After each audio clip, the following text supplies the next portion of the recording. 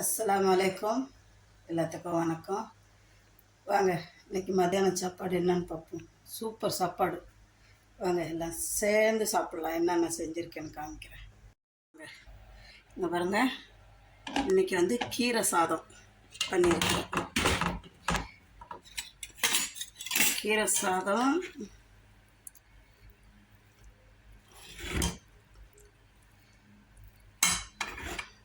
முடக்கத்தான் கீரை, கொஞ்சம் பொன்னாங்கண்ணி கீரை, இதெல்லாம் போட்டு கீரை சாதம் பண்ணியிருக்கிறேன், பருப்பு போட்டு. அப்போ அதுக்கு வந்து சைட் டிஷ் வந்து முட்டை பாருங்கள், இப்படி பாருங்க எப்படி சூப்பராக இருக்கும்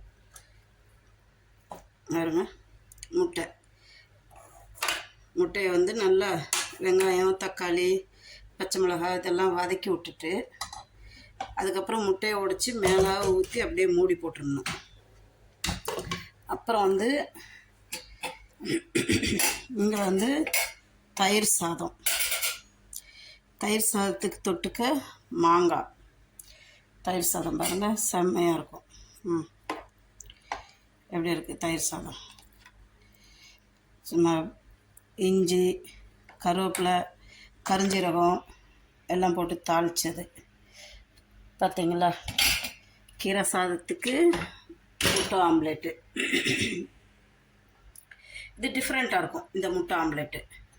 அதனால் முட்டை ஆம்லேட்டு, கீரை சாதம், முட்டை ஆம்லேட்டு. தயிர் சாதத்துக்கு மாம்பழம் அரிஞ்சு வச்சுருக்கிறேன். வாங்க பிஸ்மில்லா. செம்மையாக இருக்கும். இப்படி தயிர் சாதத்துக்கும் மாம்பழத்துக்கும் கீரை சாதத்துக்கும் முட்டை ஆம்லேட்டுக்கும் சூப்பர். பிஸ்மில்லா. வாங்க எல்லாம் சாப்பிட்லாம்.